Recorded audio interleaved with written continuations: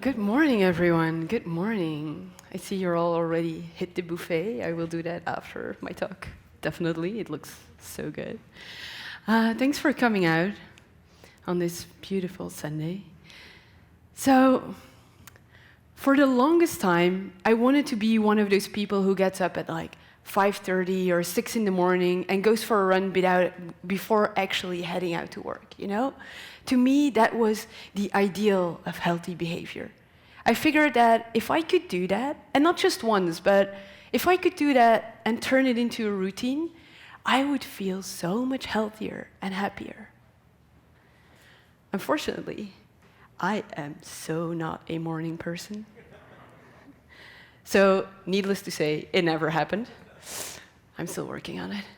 But to me, that was the one thing I would change to really make my life healthier and happier. But what would it be for you? If you take a look at your life today, in general, what would be the one thing that pops into your head right now that you would want to change to just make you feel a little healthier? Just think about it for a second. Everybody has something in mind? Who would change something about their behavior or their routine? Show me some hands. Who would change something about the environment they live in? Some people. Good, good. And that's actually how we think about health and well-being today. We think about our body and our behavior. But if we really want to improve our health and well-being, we need to look at the full picture. And there's one aspect that we tend to overlook: our environment. Some people here are on it, I can see that. But still, over 70% of what actually impacts our health and well-being is linked to the environment we live in, and not so much how well we take care of ourselves.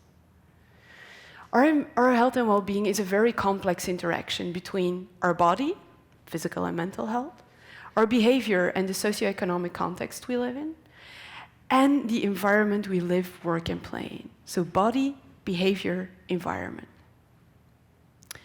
I can go for a run every Sunday in one of the many parks here in Toronto. However, if I also choose to smoke, then that Sunday workout will never have the positive impact I'm looking for. So my environment can provide a really great platform for my health, lots of green space. But if my behavior isn't following, I will never have the positive impact on my body that I'm actually looking for. But it also works the other way around, and that's where it gets really interesting, because that's a way that we don't really tend to think about it. More often than not, our environment is actually preventing us from carrying out our healthy intentions. Just think for a minute, how few of us in North America actually have the simple luxury of walking from place to place in our communities. And the link between walking and the city and our health and well-being is a pretty straightforward one, right? Physical activity. It's usually one of the first things that comes to mind when we talk about a healthy city. But the influence runs so much deeper. It occurs in ways that we don't really think about. And once you dive in, there are some pretty interesting truths there, and some ugly ones. So let's dive in a little deeper. The first thing I want to share with you is what we could call the suburbia syndrome. For the longest time, we've built our suburbs according to the same model. Every house is preferably fenced garden, 1 or 2 garages, broad streets for easy driving. The gym, the supermarket, or any other type of amenities are usually located at a mall, a few miles away, and can only be reached by car. And most jobs require a considerable commute. Although today we still promote this as that happy community that is the best place to raise our children, more and more research is actually showing the price we pay for these car-based neighborhoods. Not only are we 35% more likely to become overweight when we live in the suburbs, we are also less likely to know our neighbors, trust them, and be socially active in the community we live in. Only 16% of suburban residents actually feel connected to the neighborhood they live in. And only half of them feel like they can trust their neighbor. That's not a small thing. because it can lead to social isolation, which has a huge impact on our overall well-being. And I've had people come up to me and say, like, I don't believe these numbers, it feels off. And I understand, because it doesn't always align with the idea we have of the typical suburban neighborhood. Until we start looking at how that suburban design is actually dictating people's everyday life. In the morning, a family gets into 1 or 2 cars, drives to school, and then to work.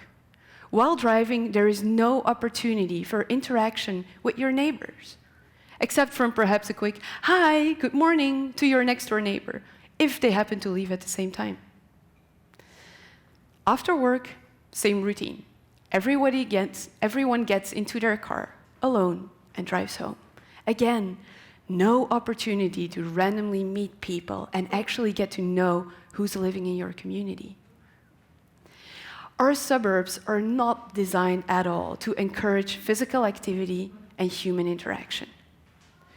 They lack small-scale public places, the town squares, so to speak, where people can actually meet up, hang out, that are linked to walkable amenities, and where kids can hang out and play together. And although it might seem like a small thing, it's not, because social isolation is on the rise, and it is impacting our well-being. So that's the first really interesting truth that spurs some thinking. But let's look at another way we build our cities. Over the past decade, we've started building our houses further and further away from our jobs. Often driven by rapid economic growth in a city or rising housing prices, we've let our suburbs sprawl almost infinitely, it seems. But this has also increased the time we spend commuting. And you might have felt it yourself. It seems like we spend more and more time in our cars. And apart from the fact that I still have to meet the first person who goes, yay, I can commute. I can get into my car for an hour in the morning, yay. Apart from that, commuting has a really significant impact on our physical and mental well-being. Long commutes, and by long I mean more than 30 minutes one way, long commutes decrease the time we spend on workouts and social interaction. Just think about it. If you get home after a long day in the office, and you just spent an hour or more in traffic, will you still work up the courage to get into that car again, drive to the gym, and do a workout, or meet up with your friends at a bar? Chances are pretty slim. At that point in your day, that couch is starting to look really, really comfy, right? But that actually means that the longer our commutes, and the research is actually showing this, the longer our commutes, the smaller our social circle gets, to the extent where it is starting to put a strain on our family structures.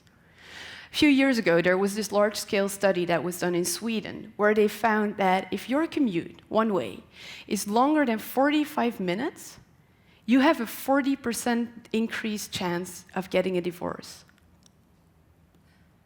Now, there's the truth to think about.